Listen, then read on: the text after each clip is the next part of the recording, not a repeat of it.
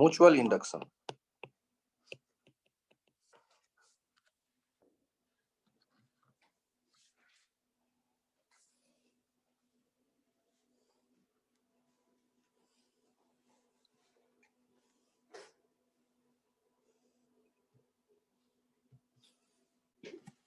Sound check कर लेना।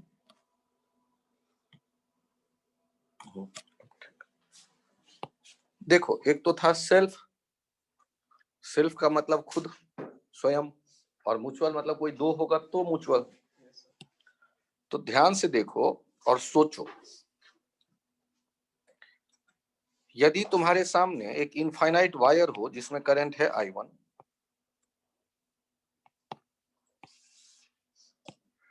और बगल में एक लूप रखा हुआ है जो स्क्वायर्ड लूप जो है, इसका लेंथ है L, और ये A दूरी पे है ये लूप रखा हुआ। यदि हम ये कहते हैं कि ये जो करंट है I1, ये है I0t टाइप का, तो इसका मतलब टाइम के साथ ये बदलने वाला है। I0t कहने पर डायमेंशन के हिसाब से कई बार ये लगता है कि सर आपने क्या लिख दिया, क्या हो गया, नहीं हो गया, बहुत कष्ट। तो एक काम करो, आप ये सोच लो I equals to CT type का कोई रिलेशन, टाइम के बढ़ने के साथ करंट बढ़ती जा रही है, C इज एनी कांस्टेंट। तो मुझे ये बताओ कि ये जो बगल में आपने लूप रखा है, क्या इसमें EMF आएगा या नहीं आएगा? आएगा सर। और EMF आएगा तो इसका मतलब है कि ये जो वायर है और ये लूप है, ये आपस में कहीं ना कहीं इंटरेक्ट कर रहे हैं। तो हम क्या देखते हैं, ये d∅2 जो आ रहा है d∅2/dt, ये प्रोपोर्शनल है, या E2 जो आ रहा है माइनस d∅2/dt, ये प्रोपोर्शनल है कहीं ना कहीं I1 के। E2 प्रोपोर्शनल है I1 के, और आप जब कहते हो E2 प्रोपोर्शनल है I1 के, तो यहाँ कोई प्रोपोर्शनैलिटी कांस्टेंट चाहिए। ये I1 के नहीं प्रोपोर्शनल है, I1 के बदलने के रेट के, di1/dt के प्रोपोर्शनल दिखता है। तो हम लोग जब ये देख रहे हैं कि किसी एक में जो करंट बदलता है उसका दूसरे में EMF डेवलप होने में इफेक्ट, तो यदि हम पहले के करंट के बदलने का रेट बढ़ा दें तो दूसरे में जो EMF आ रहा है वो ज्यादा आएगा। यहाँ जो प्रोपोर्शनैलिटी कांस्टेंट हम यूज करते हैं, that is mutual inductance, E2 equals to M di1/dt।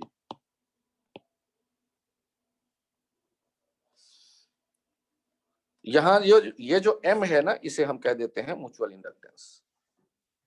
और आप इसको ऐसे भी देख लो, d∅2/dt यदि हो जाता है M di1/dt, तो दोनों तरफ से dt हटा दो, इंटीग्रेट कर दो, तो Mi1 हो जाएगा, ∅2 Mi1 हो जाएगा। इनको देखने का नजरिया ये हम देते हैं कि दो लूप यदि है, ∅2 is proportional to I1, ∅2 equals to Mi1। तो यदि आपको कभी M निकालना हो तो किसी एक लूप में करंट मान लो, दूसरे में फ्लक्स पता कर लो, और फ्लक्स को करंट से डिवाइड कर दो, तो तुम्हें M पता चल जाएगा। और SI यूनिट जो M का होगा वो वही होगा जो L का था।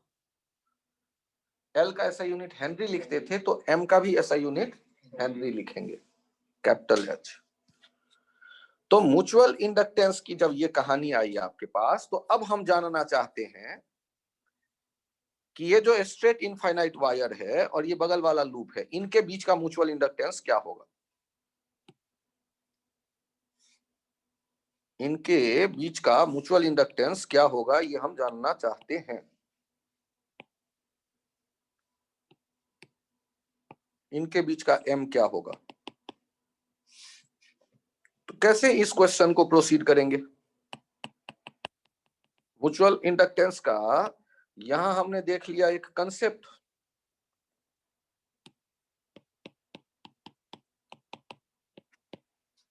जो आपको लेता आया इधर से यहां तक।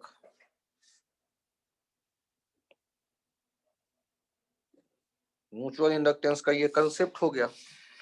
और यहाँ ब्लैक वाले डब्बे में एक एग्जाम्पल आया। इस एग्जाम्पल को बनाने की मैं सोच रहा हूं कि एक इनफाइनाइट वायर है और बगल में एक है स्क्वायर लूप, इन दोनों के बीच का डिस्टेंस है a, स्क्वायर लूप के साइड का लेंथ है l, तो इनका म्यूचुअल इंडक्टेंस कितना होगा। तो एक काम करते हैं, किसी इंस्टेंट पे φ2 निकालते हैं। तो सॉल्व करने के लिए मैं सोच रहा हूं कि म्यूचुअल इंडक्टेंस चाहिए वायर का, तो यहाँ I1 मैंने माना और बगल में ये स्क्वायर लूप। एक काम करते हैं, यहां से x डिस्टेंस पर चले आए और यहाँ दो लाइन खींचा और इन दो लाइन को खींच करके इसका लेंथ यहाँ कह दिया dx, और ये ऊपर वाला l। यहाँ पर यदि कोई मैग्नेटिक फील्ड मुझे लिखने को कहे तो मैं बड़े आराम से लिख सकता हूं μ0 I1/2 पाई x। अब यदि इस एरिया का मुझे फ्लक्स चाहिए, इस एरिया का जो फ्लक्स होगा φ2 लूप के लिए मैं देख रहा हूं, ये कितना हो जाएगा B1 इंटू dA2। B1 कितना, तो μ0 I1/2 पाई x, और dA2 कितना, तो L इंटू dx। वो जो एक रेक्टेंगल जैसा दिख रहा है स्क्वायर के बीच में जो एरिया, वो छोटा सा लेंथ L लेंथ और dx विड्थ, तो L dx हो गया वो एरिया, ये A2 कह लेंगे dA2। और अब आपको यदि φ2 चाहिए तो इसका मतलब इसको इंटीग्रेट करना होगा। वो कहां से कहां तक, A से A प्लस L तक। तो यहां पर ये आ गया μ0 I1/2 पाई, ऊपर एक L आ गया और ये ln 1/x का integration A plus L by A, और φ2 ये हमें दिखने लगा। तो सर करंट डिपेंडेंसी तो आपने सोचा ही नहीं, टाइम डिपेंडेंसी करंट I1 का, अरे कोई काम नहीं है यार। तो अब यदि हम ये सॉल्व करते हुए यहां तक आ ही गए, तो अब ये देखो ना, m को देखने का तरीका क्या था अपने पास, φ2/I1। तो वहां से कितना आ गया m का वैल्यू, μ0 L/2 पाई, और साथ में ln A plus L by L। तो हम लोगों ने पता कर लिया कि, हाँ थैंक यू, A। तो हम लोगों ने पता कर लिया कि म्यूचुअल इंडक्टेंस इस सिस्टम का क्या होगा। तो किसी भी सिस्टम का म्यूचुअल इंडक्टेंस यदि हमें लिखना होगा तो हम क्या करेंगे, किसी एक में करंट मान। ध्यान देना, मैंने कहा किसी एक में करंट मान लें। सर मैं स्क्वायर लूप में करंट मानूंगा तो भाई फिर फ्लक्स निकालना मुश्किल हो जाएगा आपके लिए। तो किसी एक में मानोगे तो वो आपको जब फ्रीडम दिया गया तो वायर में करंट मानो, जिससे कि फ्लक्स आपको दिख जाए 2 वाला। 2 में करंट मान लोगे तो पहले वाले में फ्लक्स अभी मुझे देखना मुश्किल लग रहा है या नहीं देख पाऊंगा। तो एक आता है थ्योरम ऑफ रेसिप्रोसिटी, जो 12th के सिलेबस में ज्यादा चर्चा में नहीं आता, लेकिन वो कहता यही है कि जब आप दो लूप के ये इंटरेक्शन की बात कर रहे हैं तो किसी एक में करंट लेकर दूसरे के फ्लक्स की चर्चा कर सकते हैं। थ्योरम ऑफ रेसिप्रोसिटी ये सिंपली ये कहता है M12 यदि आप कहते हैं φ2/I1 एंड M21 कहते हैं φ1/I2, ये थ्योरम कहता है M12 इक्वल्स टू M21।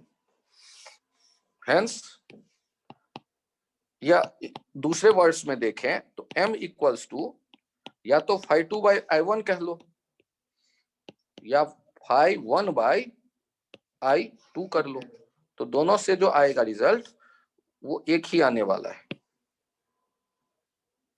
या तो ये देख लो या तो ये कह लो कि जो म्यूचुअल इंडक्टेंस आप कहेंगे ना 1 का 2 पर इफेक्ट या 2 का 1 पर इफेक्ट, वो एक जैसा होने वाला है। ये थ्योरम ऑफ रेसिप्रोसिटी से हमें क्या फायदा मिला कि किस में मैं करंट मानूं, ये हमारी स्वतंत्रता है। जैसे हमारे सामने में आया है एक बड़ा सा लूप, ये आर रेडियस का, मैंने कहा कैपिटल आर रेडियस का, या इनके लिए ए बी टर्म मैं यूज करता हूं, तो ये मैंने कह दिया बी टर्म का लूप, और ये कॉन्सेंट्रिक एक छोटा लूप है, कॉन्सेंट्रिक एक छोटा लूप है, इसका रेडियस मैं कह रहा हूं ए, और ये गिवन है A is far less than B, ये गिवन है। और आपसे कहा जा रहा है कि ये जो दो लूप आपके सामने आए हैं, इन लूप का म्यूचुअल इंडक्टेंस बताओ। ये M, find M between outer and inner coplanar concentric loop, coplanar concentric loops। ये जो कोप्लेनर कॉन्सेंट्रिक लूप्स हैं आउटर और इनर, इनके बीच का M बताना है। तो जब ये एग्जाम्पल हमारे सामने आया तो दो रास्ते हैं, किसी एक में आप करंट मान लो, तो मैंने मान लिया बाहर वाले में करंट I1, और सेंटर पे B1 लिखना हम जानते हैं mu naught I1 by 2B, और वहां पर मैंने दूसरा लूप देखा, इस दूसरे लूप का जो एरिया A है ये बहुत छोटा है, since A is far less then B, तो आप क्या कहोगे कि B1 is uniform inside in area pi A square. चूंकि A बहुत छोटा है तो वो सेंटर के पास ही है लूप, और सेंटर के पास B को हमने यूनिफॉर्म मान लिया, तो हम क्या कह देंगे, phi 2 हो जाएगा B1 into A2 mu naught I1 by 2 pi B into pi A square. यहां पर हमने phi 2 पता कर लिया, तो ध्यान से देखो M इक्वल्स टू हम क्या लिख देंगे, phi 2 by I1, ये कितना हो गया mu not pi A square by 2B। तो म्यूचुअल इंडक्टेंस ज्योमेट्री पे डिपेंड करता है, म्यूचुअल इंडक्टेंस जो लूप्स हैं उनका कॉन्फ़िगरेशन कैसा है, कैसे वो एक दूसरे के साथ किस तरह से अरेंज किए गए हैं, उनके अरेंजमेंट पे डिपेंड करता है। B1 क्या कह रहे हो? अच्छा, पाई कैंसिल आउट हो गया, थैंक यू। तो यहाँ पर जो डाटा हमारे सामने आ रहा है, इसमें हमने क्या देखा कि म्यूचुअल इंडक्टेंस जब हम डिराइव करेंगे तो उनमें वो जो ज्योमेट्रिकल एस्पेक्ट्स हैं लूप के, B1 में पाई नहीं है तो कैंसिल कहां से होगा? अच्छा, B1 में पाई नहीं है तो कैंसिल आउट कहां से होगा? तो इसका मतलब है कि मैंने पाई ही गलत लिखा था, हटा लो उसे, नीचे जो पाई लिखा वो गलत था, तो पाई A स्क्वायर और नीचे ट्वाइस B, तो यहाँ ऊपर आएगा पाई mu naught pi A square by twice B। हम लोग कोई भी दो सिस्टम दिया जाए और उनमें कहा जाए म्यूचुअल इंडक्टेंस बताओ, तो ये रास्ता फॉलो करेंगे।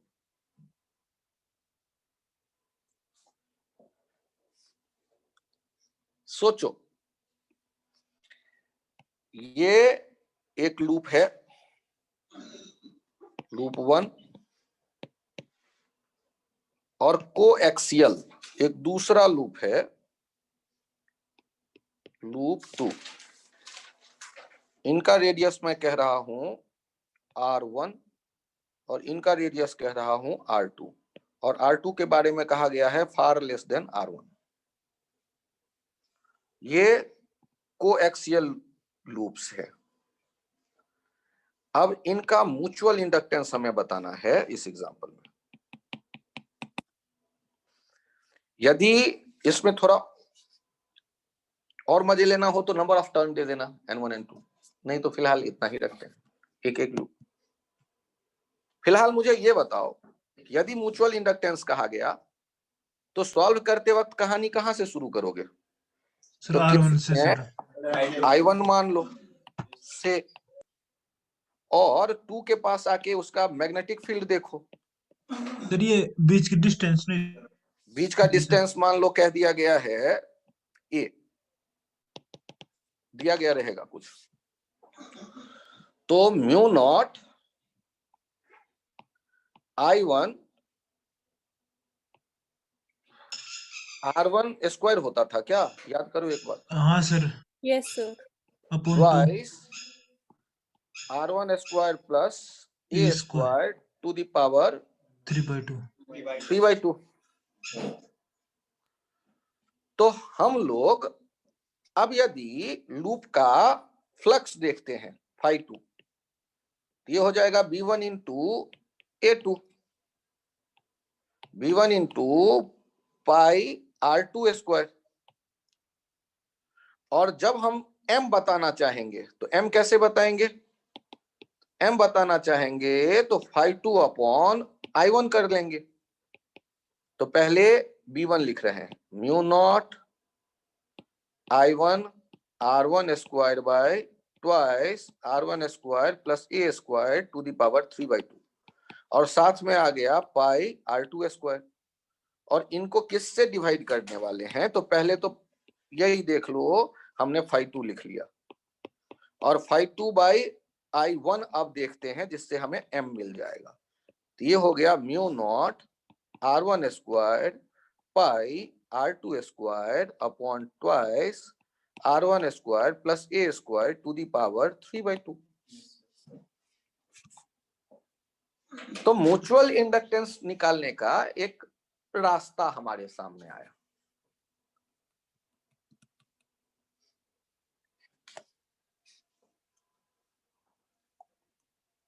होता क्या है, एक में करंट लें और दूसरे लूप से उस करंट के कारण बनने वाला मैग्नेटिक लाइन गुजरे, हमें फ्लक्स मिले, तब तो m आएगा। और यदि फ्लक्स मिलेगा ही नहीं तो m 0, मतलब हम कहेंगे कि ये इंटरैक्ट, मैग्नेटिकली इंटरैक्ट नहीं कर रहे। सर आप एग्जांपल बताओ। तो ध्यान से देखो, ये एक है रिंग और ये एक्सिस के अलोंग रखा हुआ है infinite wire, axis of ring, wire along infinite wire along axis of ring of the ring।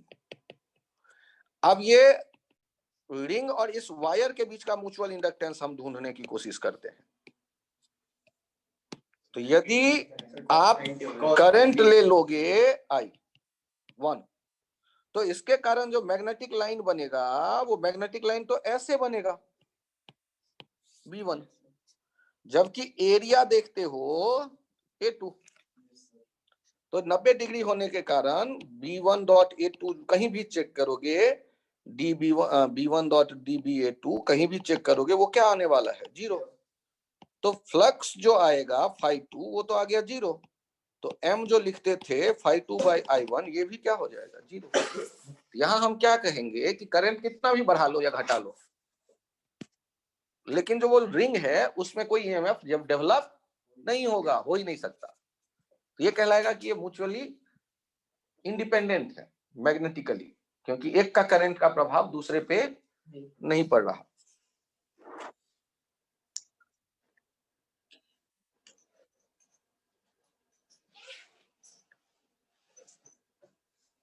आप एक देखा करते थे, अभी अभी जो देखा आपने, एक लूप ये लिया और दूसरा यहां पर जो लूप है वो ये ले लें कि इनका नॉर्मल तो इधर है और इनका एरिया A2 इधर है, तो आपको क्या लगता है कि यहां पर कुछ काम बन सकता है? I1 ये B1, तो B1.A2 क्या हो जा रहा है? तो B1.A2 यदि 0 हो जा रहा है, इसका मतलब phi2 0 आ रहा है, तो phi2 by I1 के चक्कर में हम यदि पढ़ भी जाएं तो ये 0 है। दोनों के एरिया का जो है, दोनों का एरिया का जो डायरेक्शन है उसको ध्यान से देख लेना पहले। तो हमने छोटा सा एक जो लूप लिया था उसका जो एक्सिस है और जो बड़ा लूप है उसका एक्सिस, दोनों एक दूसरे से 90 डिग्री पे हैं। तो जो मैग्नेटिक फ्लक्स दिख रहा है वो नेग्लिजिबल या 0, तो हम कहेंगे कि यहां भी I1 कितना भी बढ़ा घटा लो कोई असर नहीं पड़ने वाला है। तो म्यूचुअल इंडक्टेंस जो इन दोनों के बीच का हम देखने की कोशिश कर रहे हैं, ये आ जाने वाला है 0। ध्यान रखिएगा कि यदि एक लूप ये है और उसी के साथ उसी के ऊपर लपेटा हुआ दूसरा लूप ये है, तो ये 2 सोलेनॉइड है। और ऐसा सोचो जैसे प्लास्टिक का एक पाइप लेके उस पे कॉपर के वायर का एक बाइंडिंग कर दो, जो बैड कंडक्टिंग मटेरियल का कवर जिस पे लगा हुआ है, और एक एल्यूमिनियम के वायर का भी जिसके ऊपर बैड कंडक्टिंग मटेरियल का कवर है, बाइंडिंग कर दो, तो 2 आ गए ना लूप एक ही पाइप के ऊपर। तो किसी एक में करंट जाएगा तो उससे जो मैग्नेटिक फ्लक्स बनेगा, मैग्नेटिक लाइन बनेगा, वो पूरा का पूरा दूसरे से भी गुजरेगा। Yes sir. तो ऐसे केस में हमने देखा कि म्यूचुअल इंडक्टेंस जो हो जाता है वो हो जाता है √L1L2 के बराबर, जब 100% फ्लक्स जो है किसी एक में जितने मैग्नेटिक लाइन बने वो दूसरे लूप से सारे के सारे गुजरते दिख रहे हैं। ऐसा सिचुएशन यदि आता है तो M कह देते हैं √L1L2, एक स्पेशल केस है।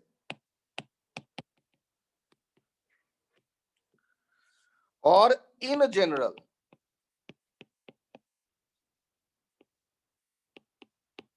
फॉर अदर अरेंजमेंट्स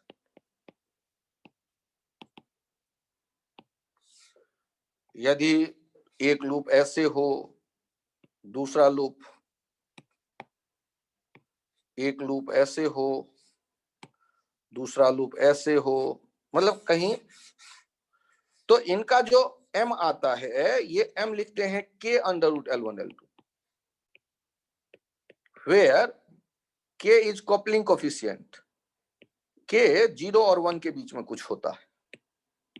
1 कब होगा ये तो आपने देख लिया, जब 100% लिंकेज हो फ्लक्स, और 0 कब होगा जब एक भी लाइन नहीं गुजरे, पहले वाले लूप का, पहले वाले सोलेनॉइड का एक भी मैग्नेटिक लाइन दूसरे वाले सोलेनॉइड से यदि नहीं गुजरे, ऐसा कभी सिचुएशन आए तो उनके लिए हम कह देते हैं कि वो